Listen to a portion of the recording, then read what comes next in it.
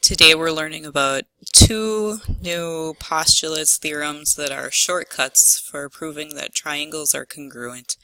And here's our first situation. What if I gave you a side, but I told you what angle you had to have between them? If I gave one person this and I gave another person this, could they make two different triangles out of it? Well, you're not allowed to bend these in any way. The angle's already decided.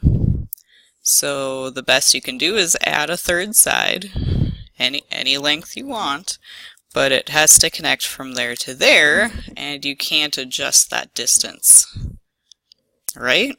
So what I'm saying is that you really have no options. You have to connect that point to that point.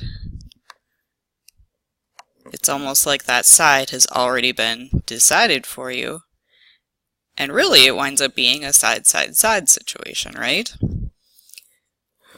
But what should we call this? Before we've put that other side on, what will we call this situation where I give you a side, and then an angle in between those two sides? I think it makes sense to call that side angle side, just to show that that angle is between the two sides. They call that the included angle. But really, you don't have any options. So if I give you a side, an angle, and a side, congruent to a side, an angle, and a side, you have no choice but to have that other corresponding side be congruent. That is the side angle side congruence postulate. If two sides and the included angle of one triangle are congruent to two sides and the included angle, that just means the angle in between of the second triangle, then the two triangles are congruent. So on this diagram we can see that RS is marked congruent to UV. We can see that angle R is marked congruent to angle U. We can see side RT congruent to UW. And that's enough to say that, yeah, I know that all three angles and all three sides are going to have to be congruent. And so I can say that triangle RST is congruent to triangle UVW.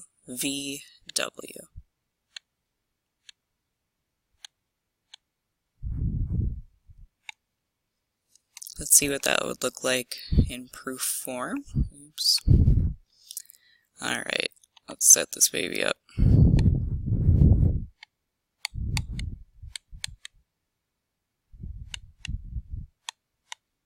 I would recommend writing this down too. You'll have to squeeze it in there, but statements, reasons. So we have Jn congruent to Ln. Kn congruent to Mn.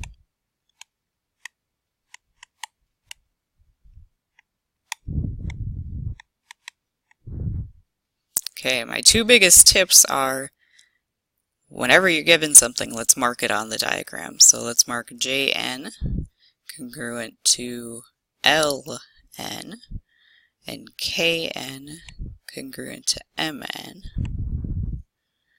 That's one of my tips. My other tip is let's keep track of what we have. That's how you'll know you're done. We've got one set of congruent sides, we've got another set of congruent sides. What we need is either another set of congruent sides. If somehow I could convince you that JK was congruent to LM, I would put that here. Or, now that we have more options, if I can show you that the angle between those two sides is congruent to the angle between these two sides, are you seeing it? Then I'll have an angle. And I think you can probably see those two angle ends, so I'm going to number them just to make it easy on myself. You guys know angle 1 is congruent to angle 2.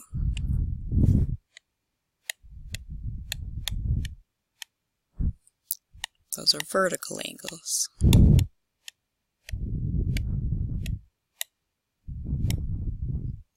Alright, now the order of your letters doesn't matter. I realize this says not a nice word if you read it the right way, but you can see that we have 3 pieces of congruence. What you're going to want to do is look at the diagram, though, to decide if you have anything useful. And I see, now, if you just cover up, just don't even look at one of the triangles. Look at one triangle at a time.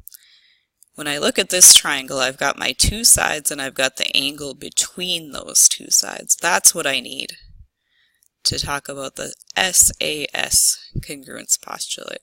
So I'm ready to say that triangle JKN is congruent to triangle LMN. And when I look at the picture, that's the side angle side congruence postulate. Only for triangles, but it works in this situation. I've got one more situation for today. Again, oh my. The hypotenuse-leg congruence theorem. So, hypotenuse, you know that is only going to work for a right triangle, right? So here's the situation. We've got a right triangle, we've got a right triangle. I've decided one of the legs in the hypotenuse already for you. One of the legs in the hypotenuse. The question is, do you have any good choices for this third side? Like, can you make this longer or shorter? Or is it kind of decided already? And we know by the Pythagorean theorem, if I give you 2 lengths, that other length is going to come out in the formula. The formula has already decided. So if you have a situation that looks like this, where you have a right angle, you have a hypotenuse, and you have a leg congruent to a right angle, a hypotenuse and a leg, then those 2 triangles are congruent. Let's see what that would look like in a proof. So you're going to have to cram this in there. So let's see.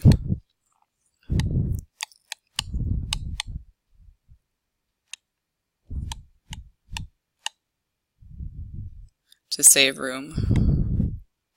You're not going to do this on a worksheet or anything, but since I didn't give you very much room, let's do a little of that. We'll just say all that stuff is given. And then we'll work from there. So tip number 1, let's see, what do we have? We've got AC, and that's marked congruent to EC. I've got AB is perpendicular to BD. I'm going to mark that. I've got ED perpendicular to BD. I'm going to mark that. Nice givens. And I also know that AC is a bisector of BD. AC bisects BD. It's cutting it right in half. Alright, so we need a few things. First, we have to let them know we're talking about right triangles. So do you see some right angles on there? Yes, but it didn't say the word right up here, so we're going to have to mention the word right angle. So we'll say that we know angle B and angle D are right angles, because otherwise we're not going to be able to use HL. How did we know they were right angles? It was because of those givens, right? Those givens told us the definition of perpendicular told us that we'd have right angles there. Alright, so instead of putting like an A or an S over here, I'm going to put an R, because I want to use the HL theorem, so I also need to know that I'm talking about right triangles. Now that I've got right triangles, let's talk hypotenuse. The hypotenuse is already given, so there's my H. Now I just need to show, so I've got right angles, I've got hypotenuses, and I just need to show that either this side or this side is congruent to a side over here, And I bet you know where I'm going with this, the bisector. We can use that given to get ourselves a leg, right? So see, it's still 3 things, like side, side, side, or side, angle, side. Alright, so the bisector, what's that going to give us? AC is cutting BD right in the middle. So that means that BC is congruent to CD.